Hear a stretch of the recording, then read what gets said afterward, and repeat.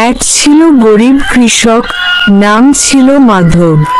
সে দিনভর খেতে কাজ করত, তবু তার সংসারে অভাব লেগেই থাকত। একদিন সন্ধ্যায় সে যখন খেতে কাজ শেষে ঘরে ফিরছিল, পথের ধারে এক বৃদ্ধা তার সামনে এসে দাঁড়ালো।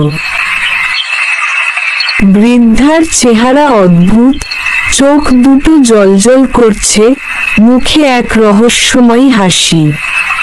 মাধব বুঝতে পারল সে কোনো সাধারণ বৃদ্ধা নয়, এ যে এক শয়তান ডাইনি। ডাইনিটি মুচকি হেসে বলল, মাধব, তুই তো খুব কষ্ট করিস, সারাদিন খাটিস, তবু পেটের ভাত জোটাতে পারিস না। আমি চাই তোর কষ্ট দূর হোক। বল, তুই কি চাস? মাধব শান্ত স্বরে বলল, আমি যা পাই তাতেই খুশি আছি। আমার কষ্ট আমারই, এতে তোমার কি? ডাইনিটি হাসল।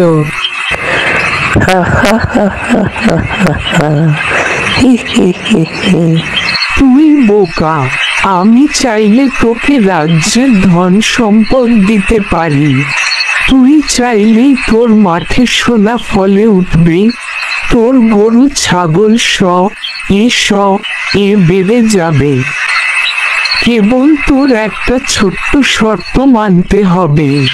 মাধব কপালে ভাঁজ ফেলে বলল, কি শর্ত? ডাইনির চোখ আরো জ্বলে উঠল। তুই যদি আমার নাম ধরে ডেকে একবার বলিস তুমি আমার বন্ধু, তাহলেই সব পেয়ে যাবি। মাধব হেসে উঠল। তুমি কি ভাবছো আমি এত লোভী যে তোমার ফাঁদে পড়ব? ডাইনি অবাক হয়ে গেল।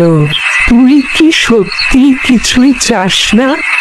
মাধব মাথা নেড়ে বলল, যে মানুষ নিজের পরিশ্রমী সুখ খুঁজে পায়, সে কখনো অন্যায় পথে সুখ চায় না।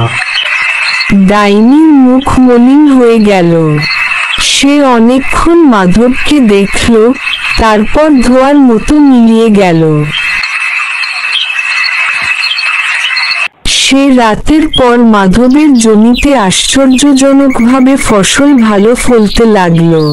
তার গরু ছাগলও সুস্থ হয়ে উঠল। মানুষ বলল, এটা নিশ্চয়ই কোনো অলৌকিক কৃপা।